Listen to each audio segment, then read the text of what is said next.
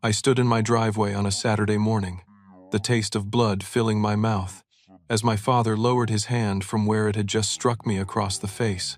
The slap echoed down the quiet suburban street. My mother stood behind him, arms crossed over her chest, her face twisted with indignation. In their car, my younger brother Derek sat in the back seat, his phone pointed at me, recording everything with a smirk plastered across his face. They had just demanded I sign over the deed to my house, the house I had saved for 6 years to buy, the house I had worked 70-hour weeks to afford. And when I refused, my father hit me in front of my neighbors. My cheek burned, but I did not move. I did not flinch. I simply stared back at them and tasted my own blood. 3 months before that slap, my life looked completely different. I was Louis Brennan, 32 years old, a senior project manager for a mid-sized construction company in Portland, Oregon. I had worked my way up from being a laborer on job sites when I was 19, putting myself through community college one night class at a time while my body ached from 10-hour days pouring concrete and framing walls. Nobody handed me anything. That was just how it was for me. My parents, Robert and Susan Brennan, had 2 sons, me and Derek. Derek was 5 years younger, and from the moment he was born, the sun rose and set on him. I do not say that with bitterness now, just clarity. It took me years to see it for what it was.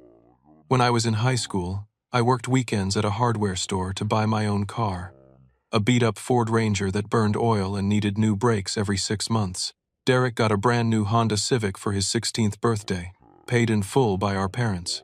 I paid my way through community college, taking out small loans and working full-time. Derek got accepted to Portland State University, and our parents covered his tuition, his apartment, his meal plan, and gave him $500 a month for expenses. I never complained. I figured that was just how things were. Maybe they had more money when Derek came along. Maybe I was supposed to be more independent. I told myself those stories for years. By the time I turned 27, I had saved $70,000 for a down payment on a house. It took me 6 years of living in a tiny studio apartment, driving that same old truck, packing my lunch every single day, and skipping vacations. I found a modest 3-bedroom, 2-bathroom house in a working-class neighborhood on the east side of Portland. It was nothing fancy. Built in 1978, it had carpet that needed replacing, and a kitchen that still had the original laminate countertops. But it had a small backyard, a 1-car garage, and it was mine. The purchase price was $275,000. After my down payment, I had a mortgage of $190,000. I was so proud the day I got the keys that I sat in the empty living room and cried. That was 5 years ago. I had worked hard to make that house a home. I replaced the carpet myself, learned how to install new light fixtures from YouTube videos, painted every room, and built a deck in the backyard with my own hands. My girlfriend, Amanda, a nurse at the local hospital, had been with me for 2 years. She loved that house as much as I did. We talked about getting married, about starting a family there. I could see our whole future in those rooms. Derek, meanwhile, was 27 and still living with our parents. He had gone through 8 different jobs in 5 years, mostly sales positions that he would quit after a few months because he did not like the hours or the manager or the commute. Our parents supported him the whole time, never pushing him to stand on his own. I visited for holidays, kept things cordial, but I had learned to keep my distance. There was always an undercurrent of judgment from them. I was not successful enough, not attentive enough, not grateful enough. It was easier to just show up for Thanksgiving and Christmas and keep the rest of my life separate. Then, 3 months before the slap, I got a phone call from my mother on a Tuesday evening. I was just getting home from a job site, tired and covered in dust. Her voice was bright and excited. "Louis, honey, your father and I have some big news. We want to have a family dinner this Sunday, both you and Derek. Something we need to tell you both together." I felt a knot form in my stomach, the way it always did when my parents wanted to gather us together. But I agreed. Amanda came with me that Sunday to an upscale Italian restaurant downtown. When we arrived, my parents were already seated with Derek. They were dressed nicely, like they were celebrating something. Derek had that grin on his face, the one he always wore when he knew something I did not. We ordered appetizers, My father, a tall man with graying hair and a voice that always sounded like he was giving orders, cleared his throat and raised his water glass. "Your mother and I have made a big decision," he announced.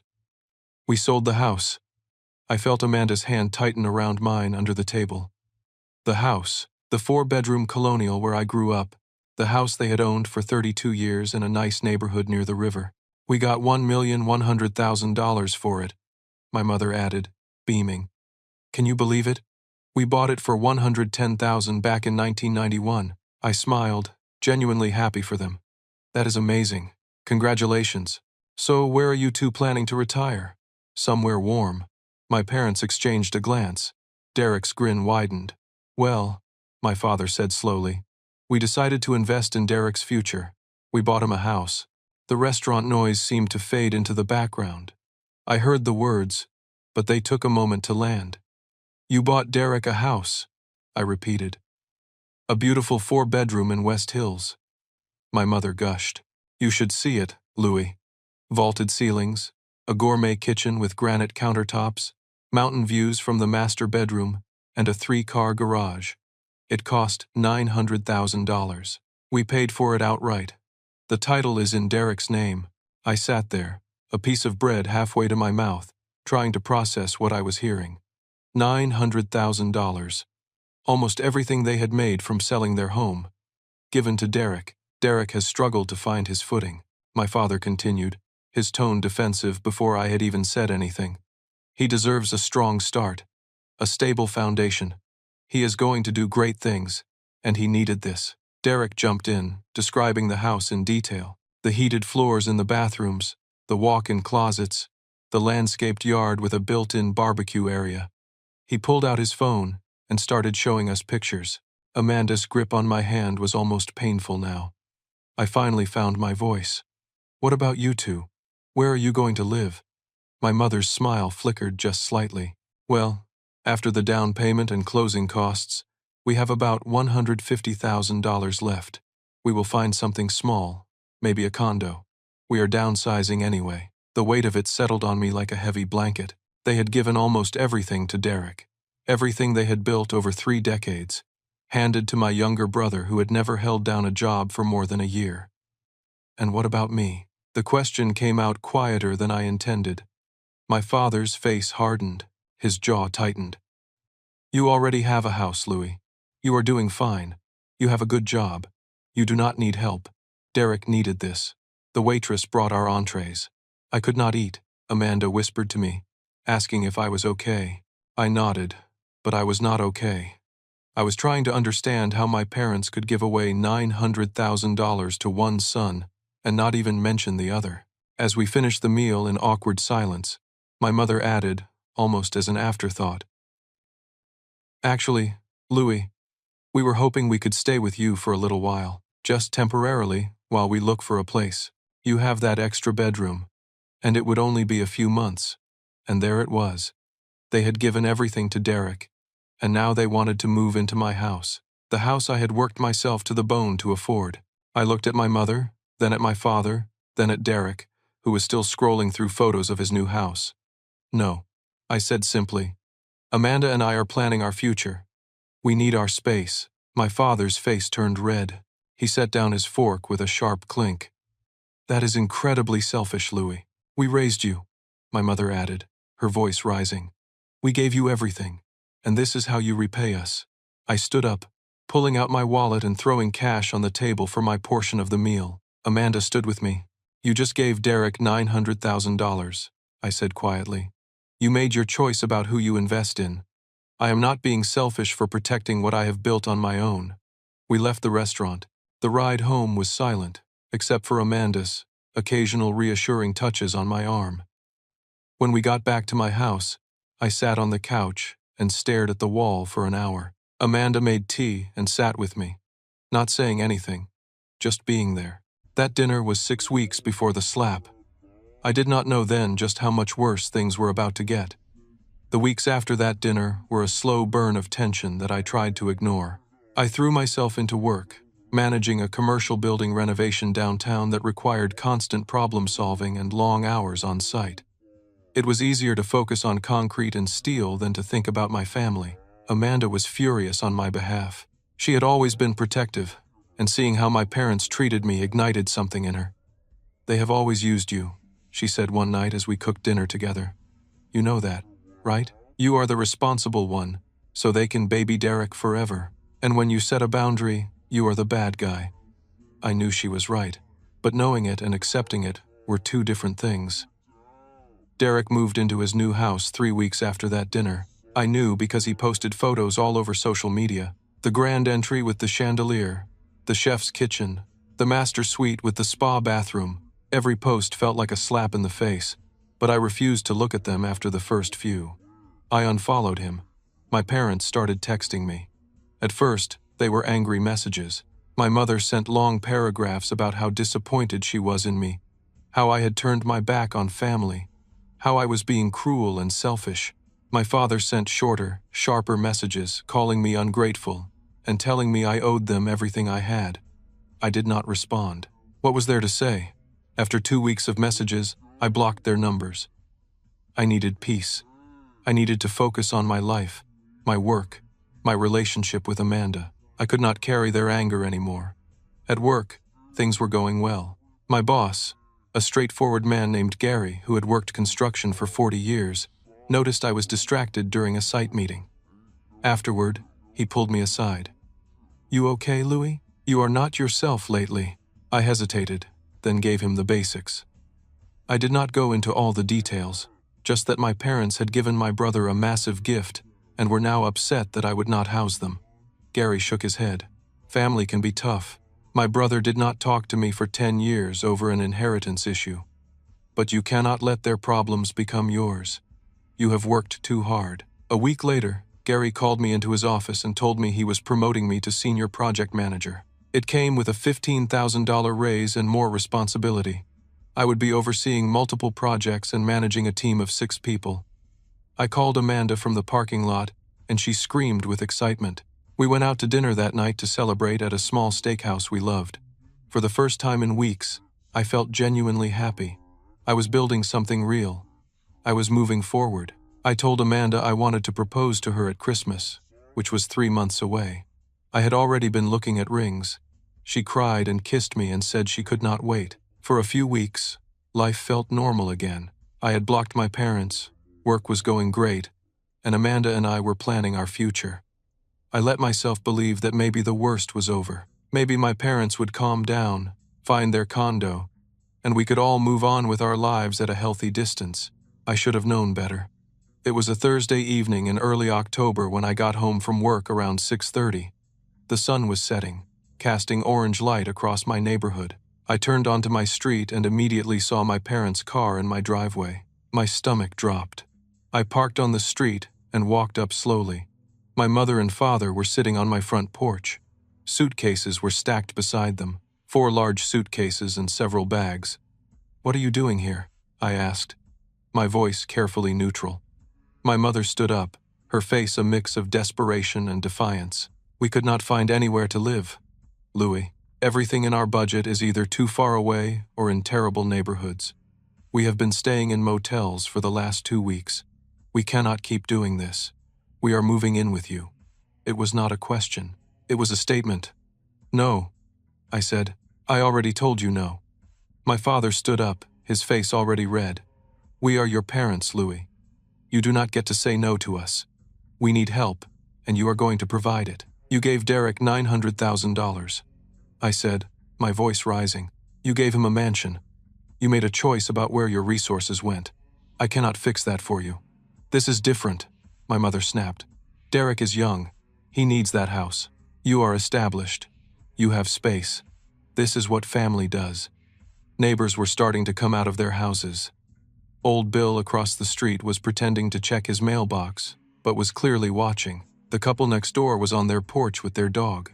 "Amanda and I are planning our life here," I said. "This is our home. You need to leave." My father stepped closer to me, his finger jabbing toward my chest. "How dare you speak to us this way? After everything we have done for you, after we raised you, fed you, put a roof over your head for 18 years. And I have thanked you," I said. But I do not owe you my house. I do not owe you my future. You made decisions, and those decisions have consequences. My mother started crying, loud, theatrical sobs. We have nowhere to go, Louis. Are you really going to let your parents be homeless? I felt the guilt rising in my chest, the old familiar pattern trying to pull me back in. But then I thought about Amanda, about the life we were building, about the years I had spent saving and working and sacrificing to create something stable. You have $150,000, I said. That is more than enough to find a place. You are not homeless. You are just not getting what you want.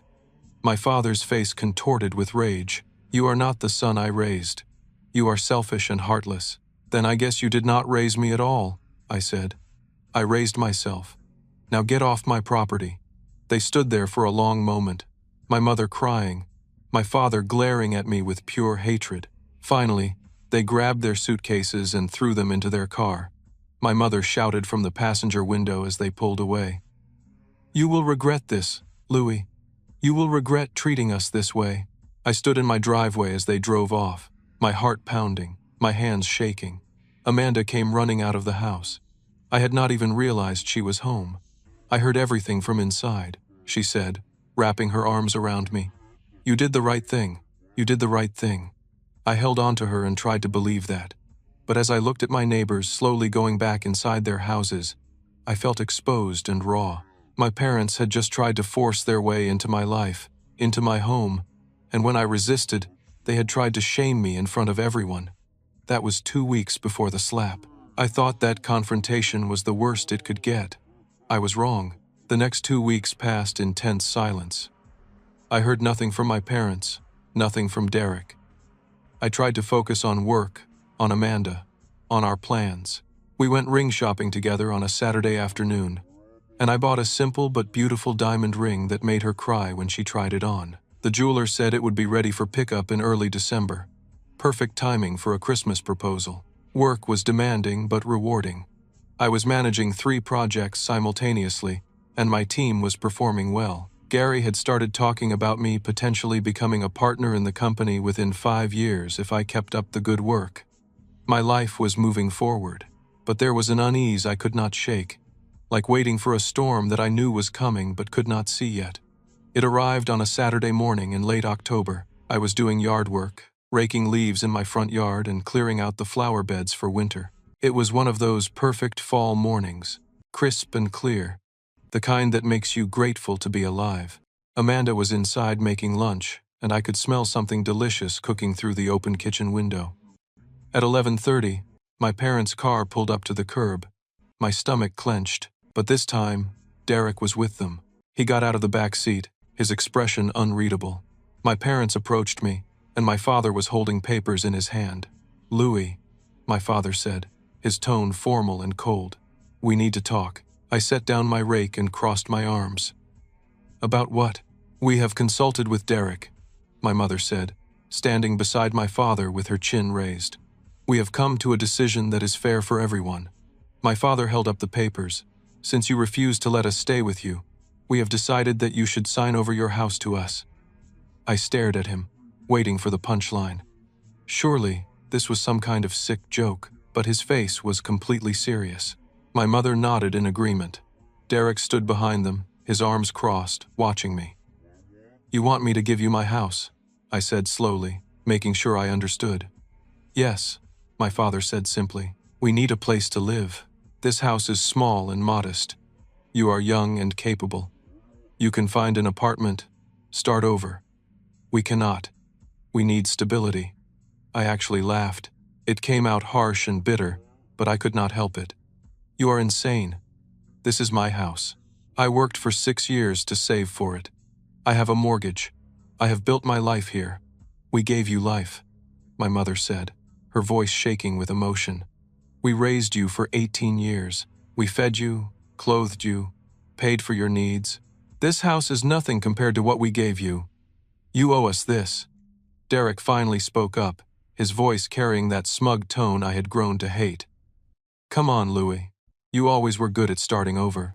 You can do it again. Mom and Dad need this more than you do. I looked at the 3 of them standing in my yard, my family, and felt something break inside me. Not break in a way that made me collapse, but break in a way that set me free. "No," I said. "This is insane. I'm not signing anything. This house is mine, and it is staying mine. You made your choices. You gave Derek everything. That was your decision. Now you live with it." My father's face turned that deep shade of red I had seen before. His jaw clenched, and his eyes went cold. "How dare you disrespect me like this? How dare you turn your back on your own parents?" "I am not turning my back," I said, trying to keep my voice calm. "I am protecting what I have built." "There is a difference." My mother started crying again, the same loud sobs from before. "We have nowhere to go, Louis. Derek's house is too far from our friends, from our community. We need to be in this neighborhood. Why are you being so cruel? Derek's house has 4 bedrooms," I said. "Why cannot you stay with him?" "That is Derek's house," my father snapped. "We gave it to him. We are not going to impose on him." The irony was so thick I almost choked on it. They could not impose on Derek, but they had no problem demanding I hand over my entire home. "Get off my property," I said. "I am not discussing this anymore." My father took a step closer to me. He was taller than me by a few inches, and he used that height now, looming over me. "You are going to sign these papers, Louis. You are going to do the right thing." "No, I am not." He shoved the papers toward my chest. I stepped back. Neighbors were coming outside again. I could see Bill across the street standing in his doorway. The couple next door was in their yard with their dog. "Sign them," my father shouted. "No, you ungrateful, selfish." And then his hand came up and cracked across my face so hard that I stumbled sideways. The sound echoed down the street like a gunshot. My cheek exploded in pain. I tasted blood immediately, a cut inside my mouth from where my teeth had scraped against my cheek. Everything went silent. I straightened up slowly, my hand going to my face. I could feel it already swelling. My mother was still crying. My father's hand was still raised, his chest heaving, and Derek was holding up his phone, recording everything, a smile playing at the corners of his mouth. Amanda came running out of the house, screaming, "What did you just do? What is wrong with you?" She put herself between me and my father, her face furious. "Get away from him. Get away right now." My father lowered his hand. "He is being dramatic. He deserved you hit him," Amanda screamed. "You assaulted him. In front of everyone." Neighbors were definitely watching now. Some had come out onto the street. I saw someone across the street holding up their phone, too. I tasted the blood in my mouth and swallowed it. My face throbbed, but I felt strangely calm, like something had crystallized inside me. "Get off my property right now," I said quietly, "or I am calling the police." My father raised his hand again, and I did not flinch. I just stared at him. Amanda stepped closer to me, her phone already out. "I am calling 911 right now if you do not leave," she said. My mother grabbed my father's arm. "Robert, come on, let us go." Derek was still filming, still smirking. My father glared at me for another long moment, then turned and stalked back to the car. My mother followed, but she turned back and pointed at me. "You are dead to us," she said. "You hear me? Dead to us." They got in the car. Derek climbed into the back seat, still holding his phone up.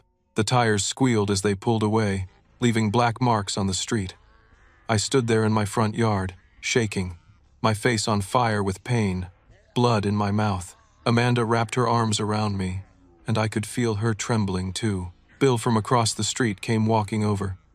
"Son, I saw the whole thing. That was assault. You need to call the police."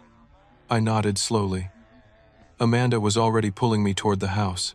As we walked inside, I looked back at my yard, at the rake lying in the leaves, at the peaceful Saturday morning that had just shattered into 1,000 pieces. Inside, Amanda got me ice for my face and helped me rinse my mouth. She took photos of the bruise that was already forming, the cut inside my mouth. Then she called the police, and I sat on the couch, holding ice to my face, and waited for them to arrive. That slap changed everything. Not because of the physical pain, though that was real, but because it made me see with absolute clarity that my parents did not love me. They wanted to use me, and when I refused to be used, They resorted to violence. I was done protecting them. I was done making excuses. It was time to protect myself. The police arrived 40 minutes after Amanda called. 2 officers, a man and a woman, both professional and calm. They took my statement, photographed my face, looked at the pictures Amanda had taken right after the slap. Bill came over and gave his statement as a witness. So did the couple next door. The female officer asked if I wanted to press charges. Yes, I said without hesitation.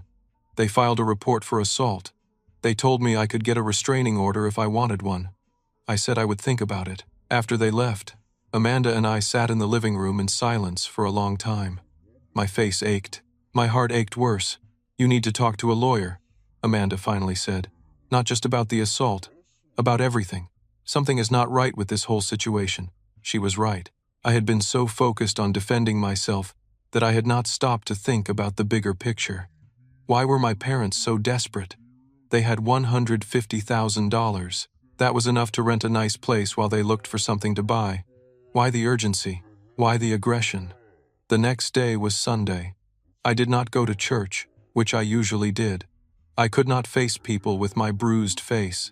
Instead, I spent the day researching family lawyers in Portland. Amanda helped me, and we made a list of 5 possibilities. On Monday morning, I called in sick to work. I could not concentrate, and I needed to deal with this. I called the first lawyer on my list, but they were not taking new clients. The second one had a 3-week wait for a consultation. The third one listened to my basic story and said it was not really their area. The fourth call was to a lawyer named Patricia Hayes. Her secretary answered, and I started to give my basic story, expecting another rejection. Instead, the secretary put me on hold for 2 minutes, then came back and said Patricia could see me that afternoon at 3. I drove downtown to a small office building and took the elevator to the 4th floor. Patricia Hayes was a woman in her mid-50s with short gray hair, sharp eyes, and a no-nonsense handshake. Her office was lined with law books and had a large window overlooking the city. I told her everything: the unequal treatment growing up, the house sale, the $900,000 gift to Derek, the demand that I house my parents, the demand that I sign over my house, and finally, the slap. She listened without interrupting, taking notes on a yellow legal pad. When I finished, she sat back in her chair and studied me for a moment. "Have you always been the responsible one?" she asked. "Yes, and your brother has always been the favorite." "Yes." She nodded like this confirmed something she already knew. Family dynamics like this are not uncommon, but this situation has some red flags that go beyond typical favoritism. "What do you mean?" "Your parents sold a house worth over $1 million and gave almost all of it to one child within a matter of months. Then they immediately became desperate for housing to the point of violence. That does not make sense. People do not go from having $1 million to being desperate in 2 months unless something else is going on." I had not thought of it that way. What could be going on? I do not know yet, but I would like to find out. Do you know anything about your parents' financial situation? Debts? Legal issues? Anything like that? I shook my head. They never talked about money with me. I always assumed they were doing fine. Patricia tapped her pen on her notepad. "I would like to do some research. Run some background checks. Look into public records. Would you be comfortable with that?" "Yes. Whatever you need to do. It will cost you. My hourly rate is $300, and research takes time." I thought about my savings, about the raise I had just gotten. "I want to know the truth, whatever it costs." She smiled, the first time I had seen her expression soften. "Good. Give me a week. In the meantime, I strongly suggest you file for a restraining order against all 3 of them.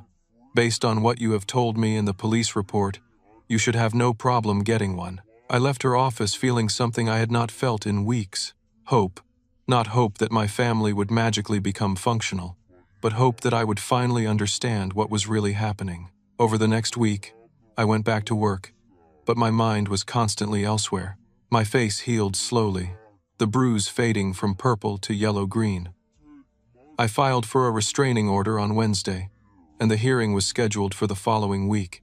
Amanda came with me to court, and the judge granted a temporary restraining order prohibiting my parents and Derek from contacting me or coming within 100 feet of my home or workplace. Derek had been calling me non-stop, leaving voicemails that ranged from angry to pleading. I did not listen to most of them. I blocked his number after the restraining order was granted. On Friday afternoon, exactly 1 week after my meeting with Patricia, she called me. "Louis, can you come to my office tomorrow morning? I found something, and we need to talk about it in person." Her voice had an urgency that made my stomach clench. "What did you find?" "Tomorrow, 10 in the morning. Trust me, you want to hear this sitting down." I barely slept that night. Amanda and I lay in bed, both of us staring at the ceiling, wondering what Patricia had discovered. At 9 the next morning, we drove downtown together. Amanda waited in the lobby while I went up to Patricia's office. She had papers spread across her desk and her computer screen open to several tabs. She gestured for me to sit. "Louis, your parents are in serious trouble. Legal trouble." My heart started pounding. "What kind of trouble?" She turned her computer screen toward me. It showed a federal court website with a case listing. United States of America versus Robert and Susan Brennan. The IRS has filed a lawsuit against your parents for unpaid taxes going back 7 years. With penalties and interest, they owe $278,000. I felt like the air had been sucked out of the room. What? It gets worse. The family home sale was not voluntary. The IRS had placed a federal tax lien on the property. They were about to seize it. Your parents sold it quickly to get the cash before the government could take it. I could not breathe. They owe almost $300,000. Yes, and here is the really problematic part. By giving $900,000 to Derek immediately after selling the house, while knowing they owed this money to the IRS, they committed what is called fraudulent transfer. They were trying to hide assets from the government. Can they do that? Can the IRS take Derek's house? Patricia nodded grimly. Yes, the IRS can reverse fraudulent transfers.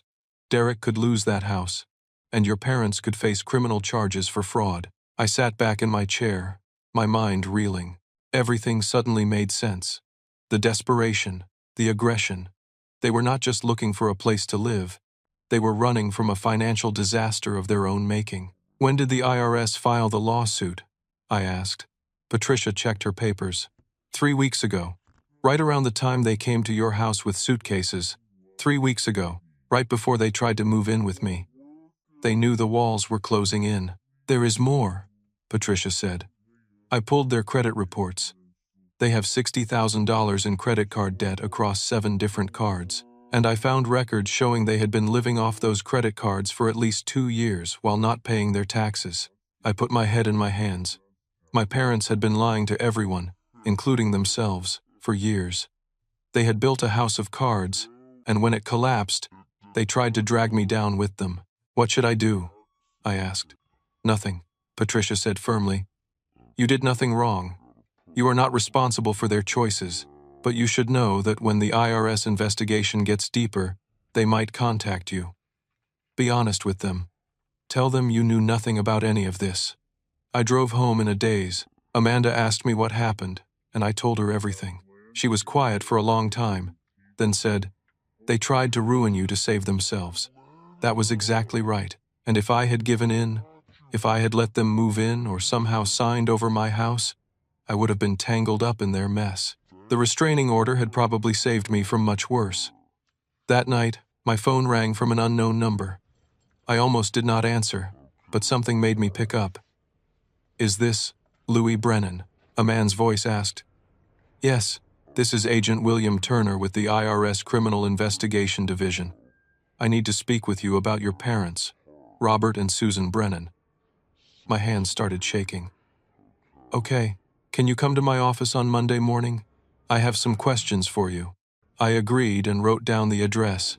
When I hung up, Amanda looked at me with wide eyes. "The IRS wants to talk to me," I said. She grabbed my hand. "You have done nothing wrong.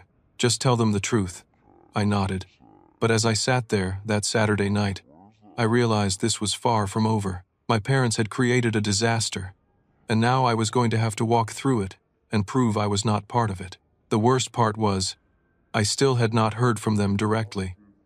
No apology, no explanation, just silence and the wreckage they had left behind. Monday morning, I put on my best suit and drove to the federal building downtown. Amanda offered to come with me, but I said I needed to do this alone. Patricia had coached me over the phone Sunday night. Tell the truth. Do not speculate. Do not try to protect anyone. Just be honest. The IRS office was sterile and quiet. All fluorescent lights and gray carpet. Agent William Turner was a man in his early 40s with a neat appearance and a calm demeanor that immediately put me at ease. He shook my hand and led me to a small conference room. "Thank you for coming in, Louis," he said. "I want to start by saying you are not under investigation. We just need to ask you some questions about your parents and your brother."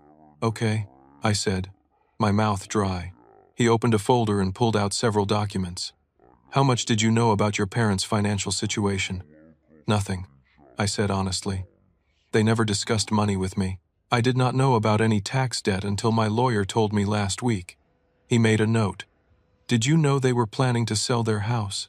"Not until they told me at dinner about 6 weeks ago. They said it was because they were downsizing." "Did you know they were planning to give your brother $900,000? "No. They told me that at the same dinner." It was a complete shock. Agent Turner nodded and asked me to walk him through everything that had happened.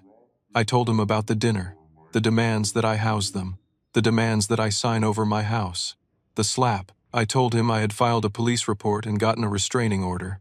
Then he asked a question that made my blood run cold. "Louis, did your parents ever ask you to hold property or money for them? Did they ever suggest putting anything in your name?" "No." "Why?" He hesitated, then slid a piece of paper across the table. It was an email printout, from my father's email address to someone I did not recognize. The date was 3 weeks ago. I read it, and my stomach turned to ice. The email claimed that I was part of a plan to help my parents shelter assets.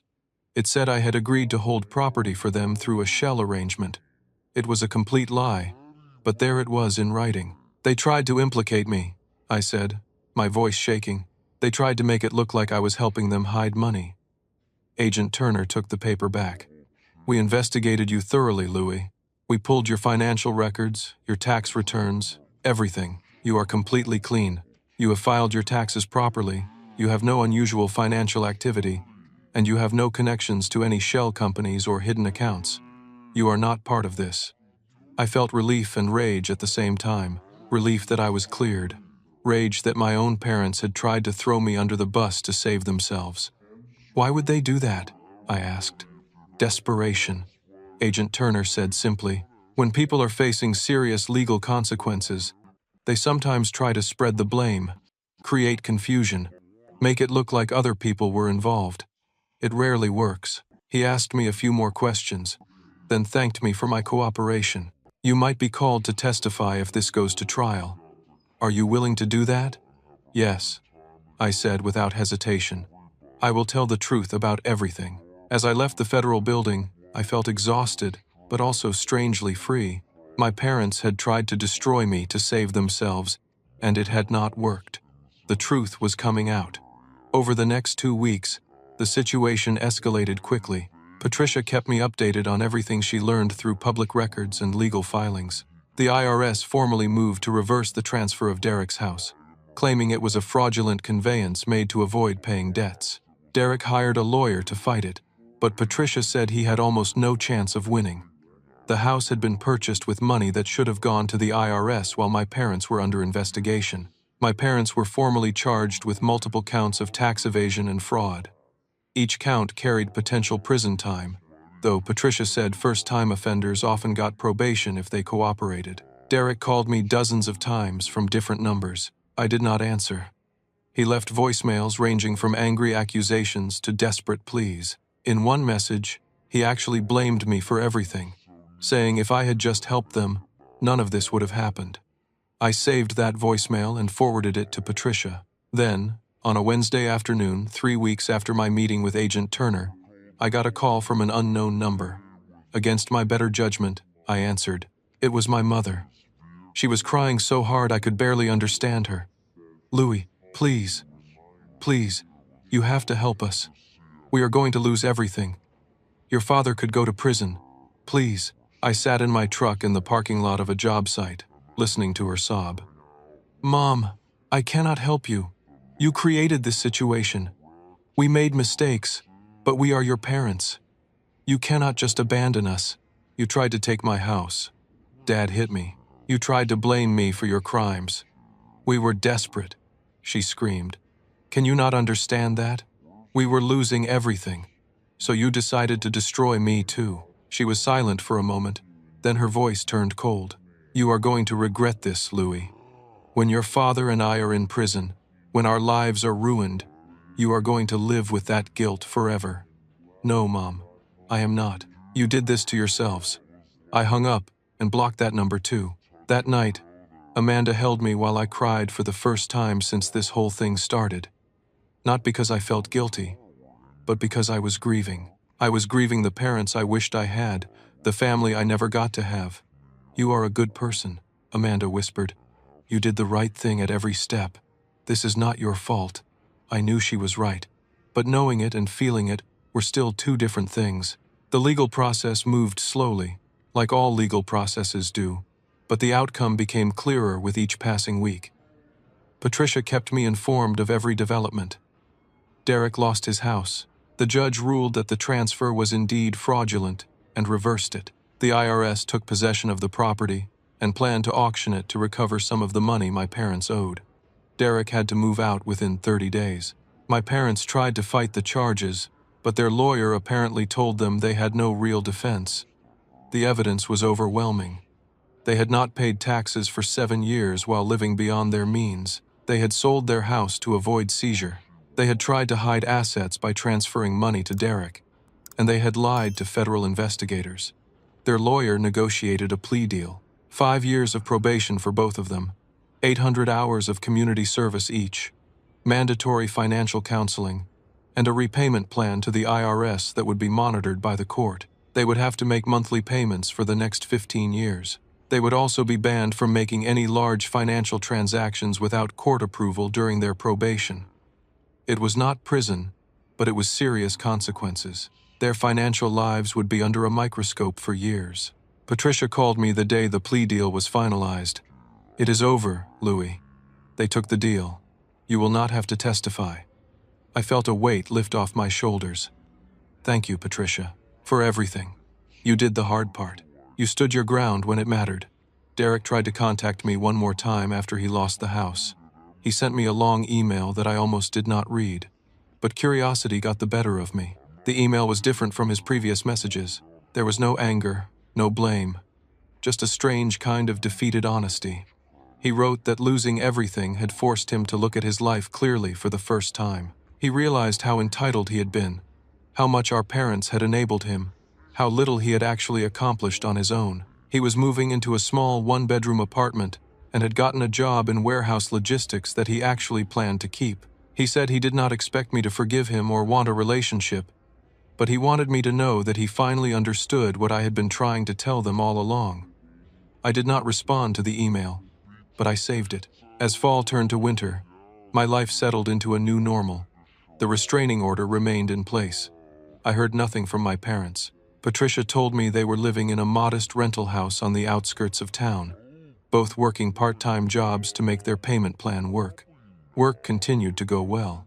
I led my team through a successful completion of the downtown renovation, and Gary started talking seriously about partnership possibilities. Amanda and I moved forward with our wedding plans, setting a date for the following spring. In early December, I picked up the engagement ring from the jeweler. It was perfect. Exactly what Amanda had loved when we looked at it together. I planned to propose on Christmas Eve, but something unexpected happened a week before Christmas. I was at my work site, reviewing blueprints with my crew, when I looked up and saw Derek standing near the entrance. He was wearing a work jacket and jeans, looking tired but somehow more solid than I had ever seen him. "Louis," he called out. "Can we talk? Just 5 minutes." I told my crew to take a break and walked over to Derek slowly, my guard up. "What do you want?" I asked. "Just to say something. Then I will leave you alone." We walked to my truck and sat inside it, out of the cold wind. Derek looked at his hands, then at me. "I am not here to ask for anything. I am not here to make excuses. I just wanted you to know that I am sorry. Really, truly sorry." I waited, saying nothing. I lost everything. And it was the best thing that ever happened to me, he continued. I know that sounds crazy, but it is true. I have a real job now. I pay my own rent. I buy my own food. I have been at the warehouse for 2 months, and I actually like it. I am good at it. My boss says I am up for a promotion to shift supervisor. Good for you, I said neutrally. I finally get it, Louis. What you were trying to show all of us. That real self-respect comes from what you build yourself, not what someone gives you. That house was not really mine. I did not earn it. And when it was gone, I had nothing. No skills, no work ethic, nothing. He looked at me with something I had never seen in his eyes before. Humility. You tried to protect yourself from us, and you were right to do it. We were toxic. I was toxic. I am trying to be better now. I do not expect you to forgive me or want me in your life. I just wanted you to know that I finally understand. I sat there for a long moment, processing this. Part of me wanted to stay angry, to hold on to the hurt, but another part of me, the part that still remembered Derek as my little brother before everything went wrong, felt something shift. I appreciate you telling me this, I said finally. But I need time, a lot of time. I understand, Derek said. He reached for the door handle, then paused. For what it is worth, I am proud of you. For standing your ground, for not letting us drag you down. You are everything I should have tried to be. He got out of the truck and walked away. I sat there watching him go, feeling emotions I could not quite name. I was not ready to have a relationship with him.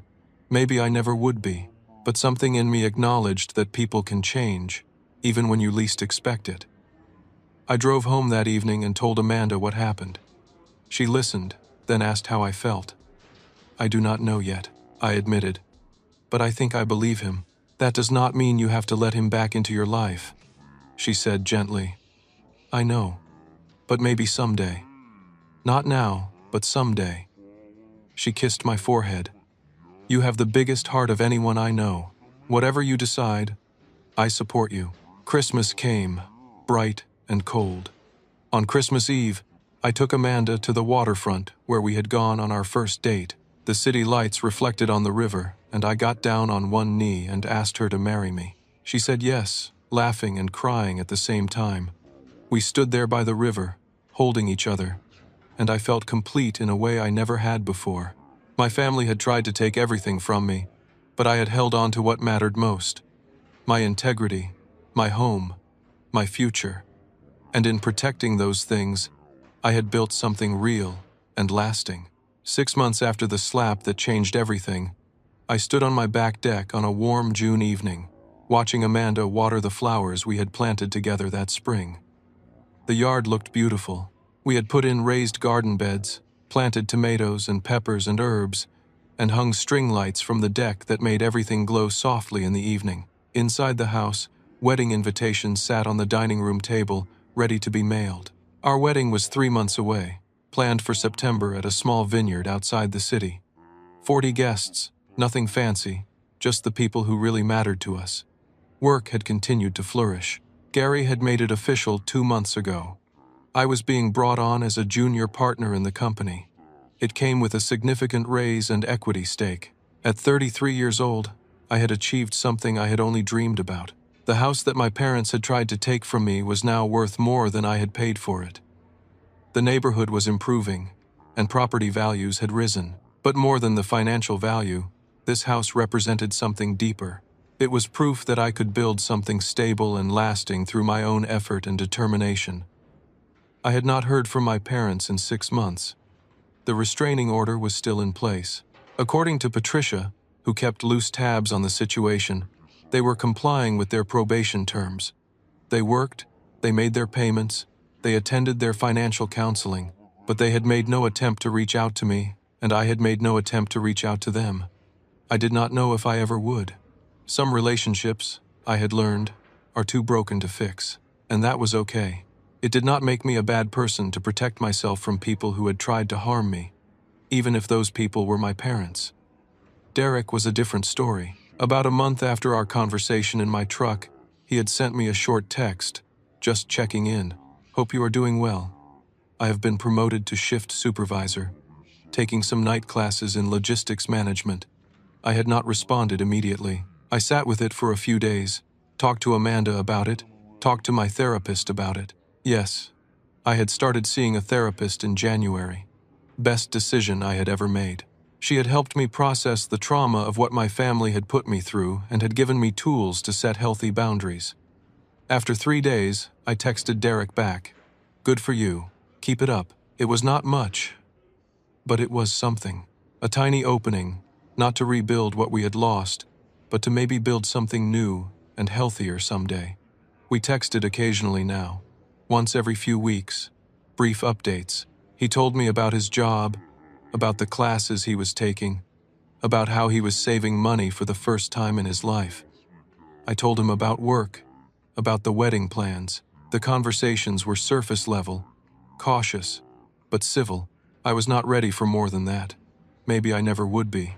But I was open to the possibility that Derek was genuinely changing, and that was enough for now. On this particular June evening, Amanda came up onto the deck and sat beside me on the bench we had built together. She leaned her head on my shoulder. "What are you thinking about?" she asked. "How different my life is now compared to 6 months ago." Different how? Clearer, stronger, more honest. She took my hand. "You did that.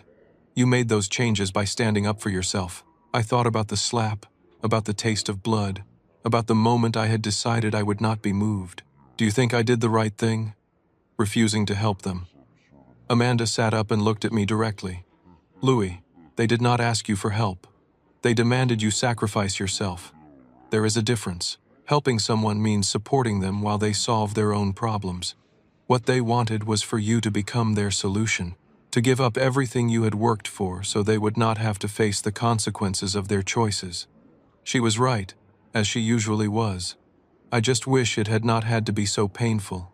I know, but pain is not always a sign you did something wrong. Sometimes pain is the cost of doing what is right. We sat in comfortable silence for a while, listening to the evening sounds of the neighborhood, kids playing in a yard down the street, a dog barking, someone mowing their lawn even though it was almost 7 o'clock. "Do you think you will ever have a relationship with your parents again?" Amanda asked quietly. "I do not know. Right now, I cannot imagine it. They never apologized. They never acknowledged what they did wrong. Until that changes, I do not see how we could have anything healthy. And you are okay with that. I am learning to be."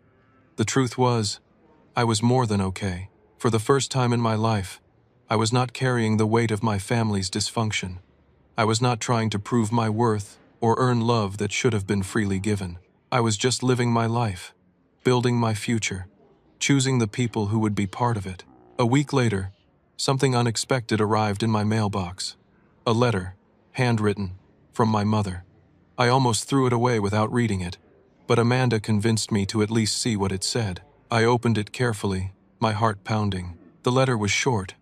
My mother wrote that she and my father were in counseling, both individual and marriage counseling. She said they were starting to understand the damage they had caused, not just to me but to Derek as well. She said she was not asking for forgiveness or for a relationship, but she wanted me to know that she was sorry. Really, truly sorry for trying to take my house, for enabling the situation that led to my father hitting me, for trying to blame me for their legal troubles. She wrote, "You deserved better parents than we were.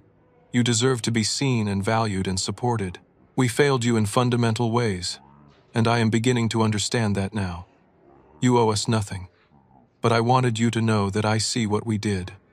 I see it clearly now, and I am sorry." The letter ended simply, "I hope you have a beautiful life, Louis. You have earned it." I sat on my couch reading that letter 3 times. I felt tears on my face, but they were not tears of sadness. They were tears of something like closure. My mother had finally acknowledged the truth. She had not asked for anything in return. She had just told the truth. I showed the letter to Amanda. She read it and looked at me. "How do you feel?" "I do not know. Relieved, maybe? It does not change anything, but it helps to know she finally sees it." "Are you going to respond?" I thought about it for a long time. "Not yet. Maybe not ever. But I am going to keep the letter." I filed it away in a drawer with other important documents. A piece of evidence that transformation was possible. even if it came too late.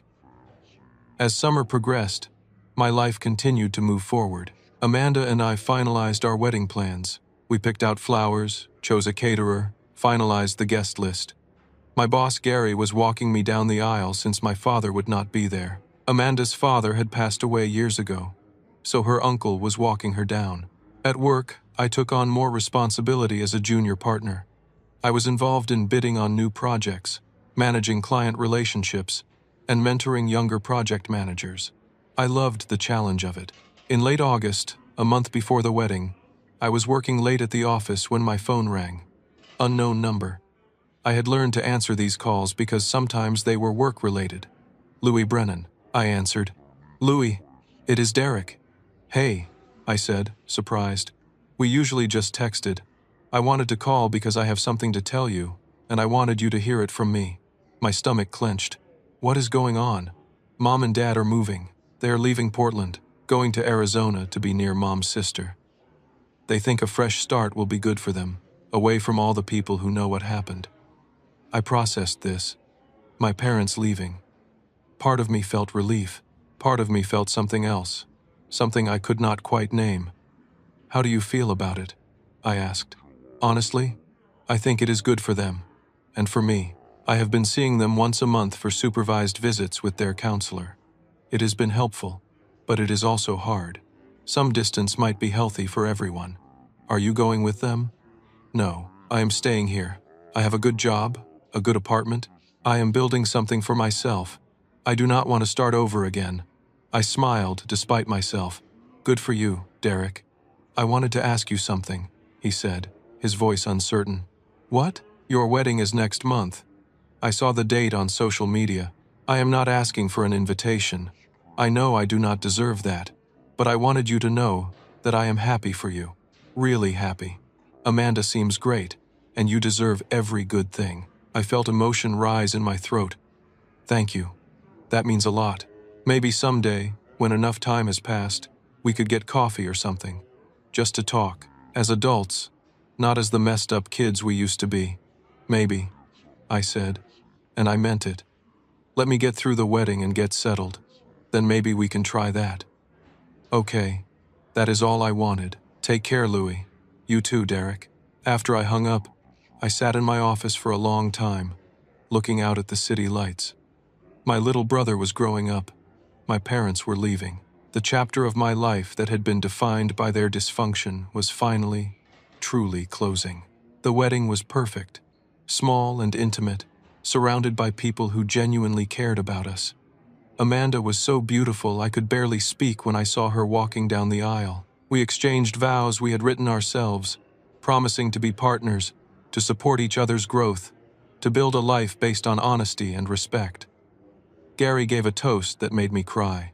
He talked about watching me grow from a laborer to a project manager to a partner, about my integrity and work ethic, about how proud he was to work with me. Amanda's best friend gave a toast about our relationship, about how we had weathered difficult times and come out stronger. At the end of the night, Amanda and I stood outside the venue, under the stars, her in her wedding dress, me in my suit, and we just held each other. We did it, she whispered. Yeah, we did. I am so proud of you, of everything you have overcome to get here. I could not have done it without you. Yes, you could have, but I am glad you did not have to. We honeymooned in Hawaii for a week, disconnecting from everything. When we came back, we settled into married life. We painted the guest bedroom, talked about starting a family in a year or two, planned weekend trips to the coast. Life was not perfect. I still had moments of sadness about my family. I still had to work through pain and anger in therapy. But those moments were becoming less frequent, less intense. One evening in early October, exactly a year after the slap, I found myself standing in my driveway again. But this time, it was different. I was holding a rake, clearing leaves just like I had been that awful Saturday morning. But Amanda was beside me, laughing as she jumped into the pile I had just made. Our neighbor Bill waved from across the street. The couple next door stopped to chat about their new puppy. This was my life now. This was what I had protected when I refused to give in. Not just a house, but a home. Not just a relationship, but a partnership. Not just a job, but a career. Not just survival, but a life worth living. I had learned the hardest lesson, that sometimes love means saying no, that boundaries are not walls but foundations, that you cannot save people from themselves, but you can save yourself from being pulled under with them. My parents tried to take everything from me, but in refusing to let them, I discovered what I was truly made of. I discovered that I was stronger than I knew, that I deserved better than I had been taught to accept, that my worth was not determined by their approval. Standing in my driveway that October evening, the anniversary of my father's slap, I touched my cheek where the bruise had been. It had healed completely, leaving no scar, but the memory remained, not as a wound but as a reminder that I had stood my ground, that I had chosen myself, that I had refused to be destroyed. And in that refusal, I had found freedom. Amanda called from the porch. "Dinner is almost ready." I dropped the rake and walked toward my house, toward my wife, toward my future. The autumn air was crisp and clean. The lights inside my home glowed warm and welcoming. This was what I had fought for. This was what I had protected. This was mine, and no one could ever take it from me again. Let me ask you something. Have you ever had to set a difficult boundary with family, even when it felt wrong? Have you ever had to choose between keeping the peace and protecting yourself? I would love to hear your thoughts in the comments below. Your story might help someone else who is struggling with the same decision. If this story resonated with you, please hit that like button and subscribe to the channel for more real-life stories about overcoming difficult family situations. Share this video with someone who might need to hear that it is okay to protect themselves, even from the people who are supposed to love them most. Thank you for listening to my story. I hope it gave you something to think about, maybe even some courage if you are facing a similar situation. Remember, you are not selfish for having boundaries. You are not cruel for protecting what you have built. And you are not alone. Take care of yourselves out there. Build lives you are proud of.